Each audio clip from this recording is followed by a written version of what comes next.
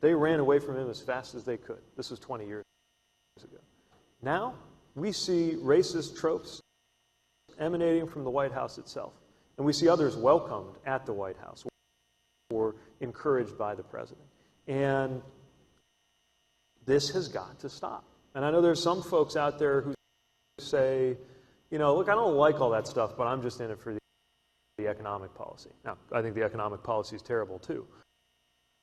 But we just have to ask, at what point can you accept this kind of racism? At what point does looking past it itself become complicity? And I would say it's complicity from the get-go. So then I'm curious, sorry to jump in, whether and how racism comes up from white folks on the campaign trail when you're out talking to people. I think a lot of us in this room probably saw that video that went viral in which, after a police-involved shooting, you know, a man stood up and said, if African-American people just stopped committing crimes, right, essentially we would be fine. Right. So we know that instance. Does it come up? A lot of the awareness of racism that I've developed through the campaign has come from conversations with kids. Like we went to this incubator in LA, co-founded by Nipsey Hussle. It was remarkable what's going on there. They got entrepreneurs doing exactly the kind of thing that we're hoping to promote in the Douglas Plan, which is why I was there. I wanted to kick around some of these ideas. And there happened to be a group of young people from mostly the Midwest. They were young, mostly black kids and kids of color who really get coding, STEM, that kind of thing. So somebody had arranged for them to come to the West and see these tech companies. Really cool. And, you know, because I'm a presidential candidate, because they were there, they arranged for me to talk to these kids, kind of on the fly. And the first question comes from this kid who's actually from Indiana, 14 years old. And he says, you know, there's a lot of racial tension in my school. What do you think we can do about it? And I want to make sure I understood what he was saying, so I asked him what he meant. And he described being called racial slurs in school. And I'm thinking, that's not racial tension, right? That's abuse. And I think there are a lot of people in polite circles in the progressive white world who think, and frankly, at one point earlier in my life I did too, that was just how much we were up against. And between that and the more coded, subtle, systemic things, if we don't tackle this in my lifetime, I am convinced that it stands to unravel the American project, perhaps in my lifetime. As mayor of South Bend, and you alluded to this earlier, you had a bit of a complicated relationship with the African-American community. There was the police chief that you fired as mayor. There was the shooting of Eric Logan just a couple of months ago by a white police officer. Those events, specifically those two events, how did they, or have they, changed how you view racial dynamics in this country, or racism? Yeah, of course they have. I mean, this is the thing about being a mayor of any community is you hold inside you everything that's in that community. And so when the community is divided, that happens inside you too. In my first year, we had a terrible situation where I removed a police chief that I made, and that I was explaining myself to the community, and we're really missing the point for why so many in the community felt like they could not trust either the police or my administration after what happened there. And it's because this isn't just about one case. This isn't just about one person. This is about the entire relationship of black residents to law enforcement, and by extension, their relationship to structures of power across our country. Now you fast forward to this year, 8 years later, where we've been through a lot as a community, and where I was able to earn and keep a lot of support from the black community, even though folks might agree with me on one issue, disagree on another issue, but broadly had that support. But we had, as you mentioned, a police-involved shooting still being investigated. I called for an outside investigation, and that's what's happening right now. And even as we wait for details, we don't have to wait to know that what's at stake here is whether people can look at a police officer and feel safety rather than feel fear. And that goes beyond any individual case, and it goes beyond any individual policy. And what I think a lot of urban mayors are thinking about is how can we do as much as we can at home? And again, conversations, not just specialty conversations for audiences of color, but a national conversation and action plan on what we're going to do so that we can finally be the generation that saw these inequities wrestled down to size. Really quickly, as a follow-up, with regards to the police chief, if you could do it all over again, would you still have fired him? Yes.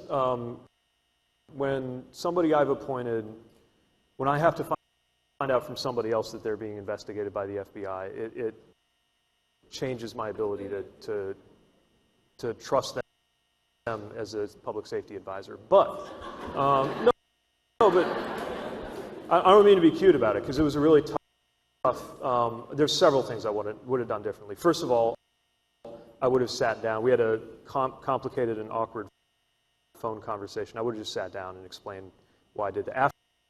After that, I never again fired somebody who reported directly to me without a conversation in person. I would have better understood why the community was not interested in what I had to say about the finer points of the Federal Wiretap Act. Because this wasn't, what read to me as anger, and some of this may be a cultural thing too. It is a cultural thing.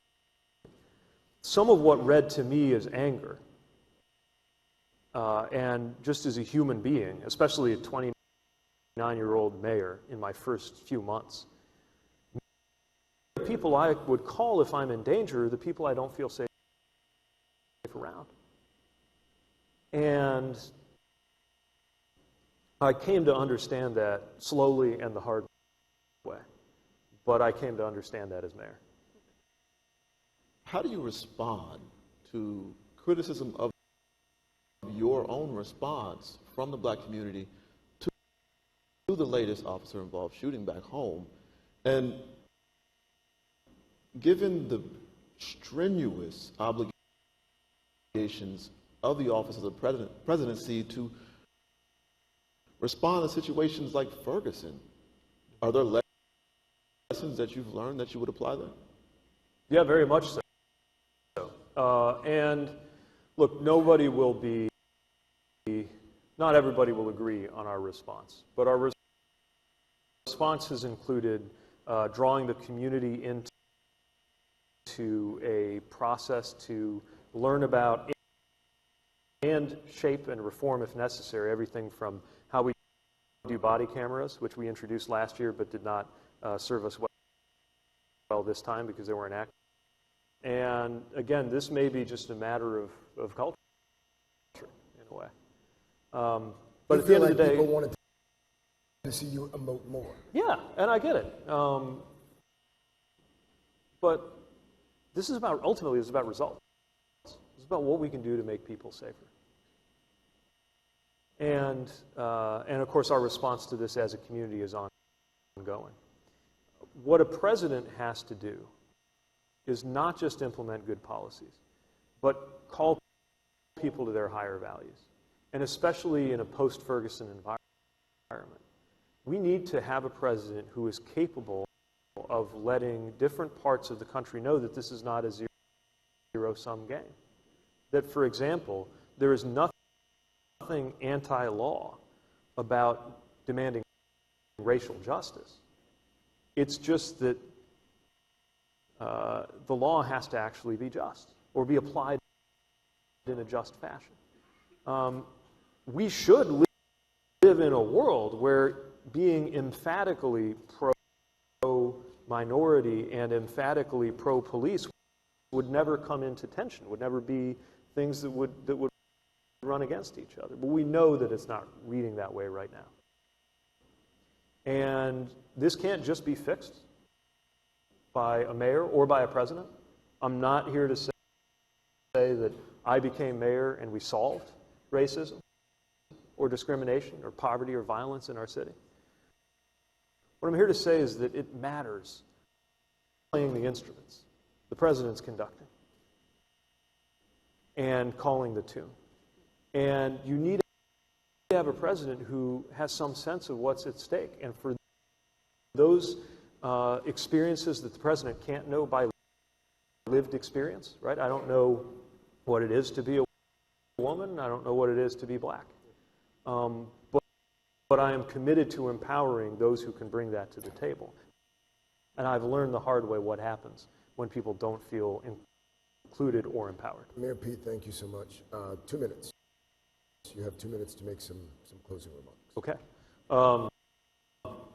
First of all, I appreciate the chance to explore some of the toughest issues facing our country and our cities in a very honest way. And again, this is what the best journalists do. I'm not working the refs here. I'm just saying. This is what I value about what's happening right now, especially in this critical moment where our country is at what I am convinced is a fork in the road that will determine whether the rest of this century goes well or goes poorly for the United States of America. That we need to have the kind of critical attention and serious inquiry that journalists and journalists of color are uniquely able to provide.